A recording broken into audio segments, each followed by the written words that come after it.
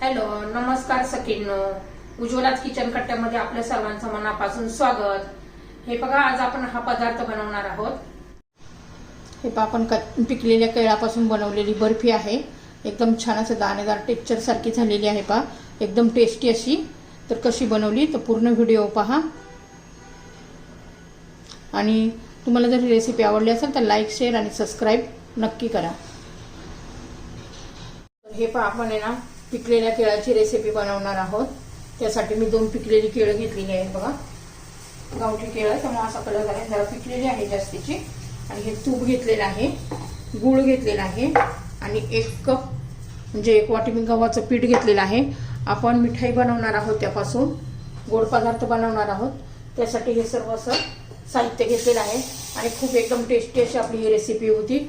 Hol special आपण recipe बनवणार आहोत. त्यासाठी बघा, 1 वाटी पीठ घेतलेलं आहे गव्हाचं आणि 2 केळी. त्यासाठी मी 4 चमचे गूळ घेतलेला आहे. ते 4-5 चमचे पाणी घालायचं आहे आपल्याला. आणि गूळ ना पूर्ण असं विरघळून घ्यायचं आहे आपल्याला.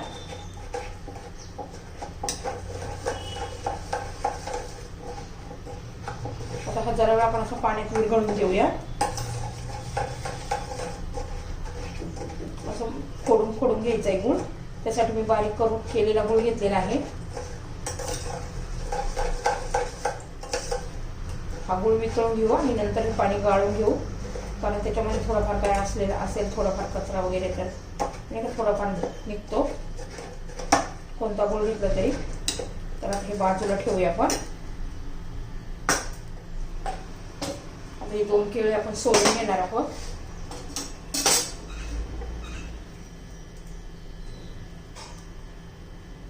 हे पहा, मला वरून दिसली असेल तशी, पण केळं बघा किती छान निघलेलं आहे. आणि याच्यापेक्षा जास्त पिकलेलं घेतलं तरी चालेल. त्याच्यात आपण अशा बारीक बारीक पीस करून घेणार आहोत. आणि आता हे मिक्सर मध्ये आपण फिरवून घेणार आहोत. अजिबात त्यात असं गुठळ्या राहिल्या नाही पाहिजे. एकदम स्मूथ अशी पेस्ट झाली पाहिजे एकसारखी. चालू बंद करून आपण हे फिरवून घेणार आहोत. तर हे पहा, एकदम स्मूथ अशी मी पेस्ट तयार करून घेतलेली आहे. हे पहा, आता ही बाजूला ठेवूया. तर हे पहा, आपली कढई आता गरम झालेली आहे. त्याच्यामध्ये 2 चमचे तूप घालून घेते.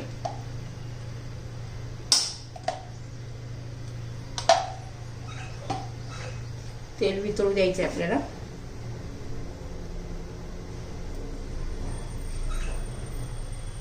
तेल आता वितळलेलं आहे. आपण हे गव्हाचं पीठ छान असं भाजून घ्यायचंय.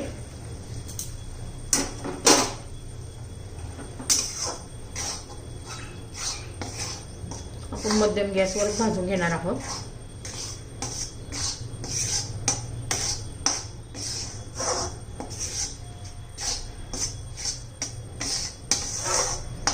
एकसारखं हलवत राहायचंय, नाही तर खाली लागतं.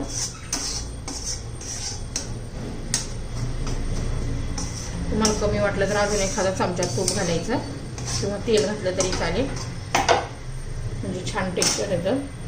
तर हे पहा, मी पुन्हा 1 चमचा तूप घातलेलं आहे.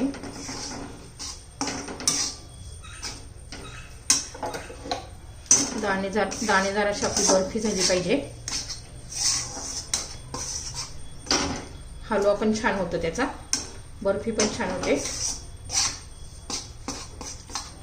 हे बघा, आपलं तुपाचं प्रमाण एकदम परफेक्ट झालेलं आहे. आता 3 चमचे तूप लागलेलं आहे आपल्याला.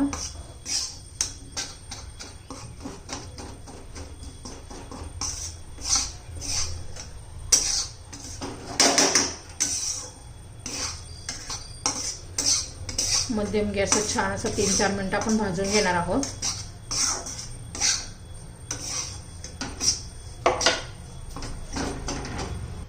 तर हे पहा, आपलं पीठ आहे ना छान असं भाजलं गेलं. बघा, कलर पण चेंज झालेला आहे. आता त्याच्यामध्ये आहे ना आपण जी केळाची पेस्ट करून घेतली आहे ना ती घालून घेऊ.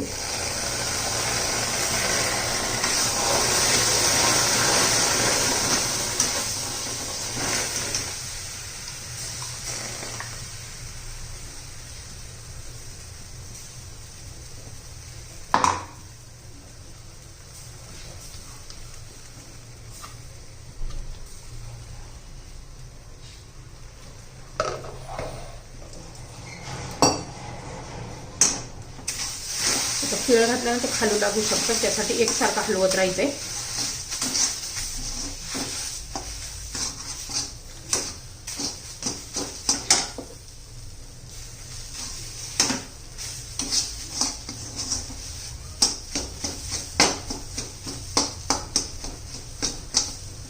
एकसारखं हलवत राहायचं, दाणेदार झालं पाहिजे या पद्धतीने.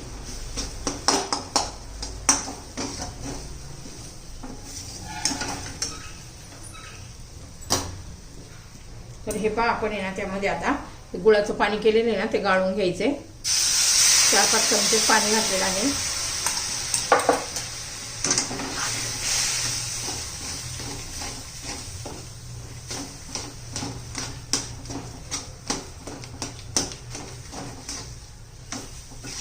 तुमच्या चवीनुसार तुम्ही गुळ घालू शकता. मी 4 चमचे गुळ घातलेला आहे.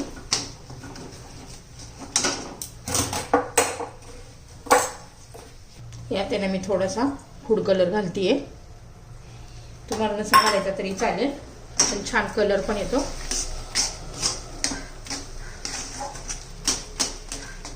चांगला आता 2-3 मिनिटं 3 मिनिटं तरी शिजून घेणार आहोत आपण.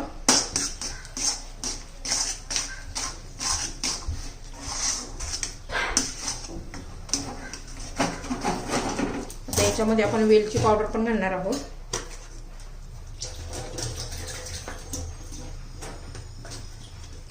वेलची पावडर घातलेली आहे मी.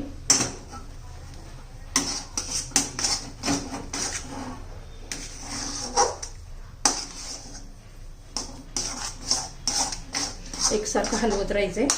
आता आपण याच्यात ना 1 चमचा तूप घालणार आहोत, म्हणजे त्याने जरा अशी शाईन पण येते आपल्या ह्या पदार्थाला.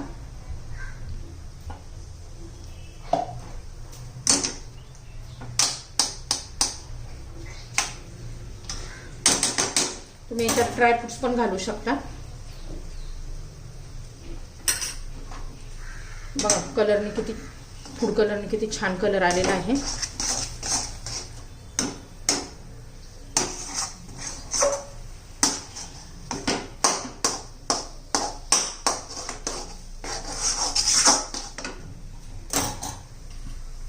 तर हे पास आता तेल सुटायला लागलेलं आहे. जोपर्यंत आपलं ते तूप सुटायला लागलेलं आहे, जोपर्यंत तूप सुटत नाही तोपर्यंत आपण असं हलवत राहायचंय. मस्त अशी शायनिंग पण आली बघा.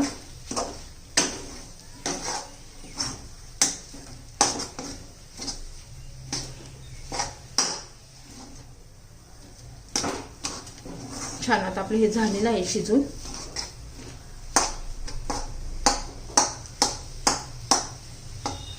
हे पहा आता ज्या भांड्यामध्ये ठेवायचं आहे ना, बघा याच्यामध्ये घेतले मी. त्याला तेल लावून घ्यायचंय, तेल किंवा तूप.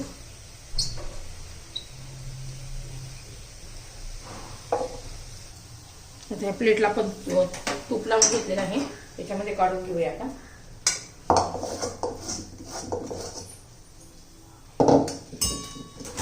छान असं शेक करून घेऊया.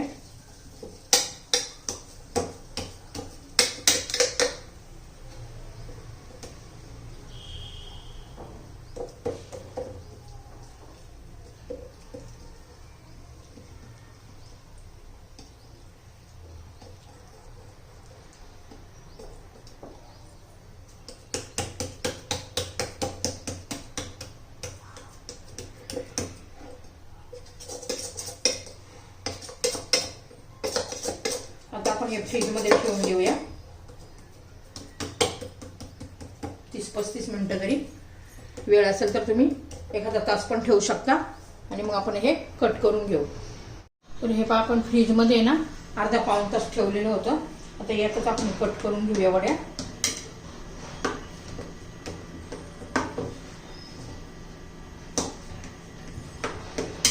छान अशा आपल्या मस्त अशा पिकलेल्या केळ्याच्या वड्या तयार झालेल्या आहेत. हे पहा छान असं दाणेदार टेक्स्चर आलेलं आहे. पहा एकदम कलाकंद सारखं झालेलं आहे आणि टेस्टी पण तेवढंच भारी लागतंय.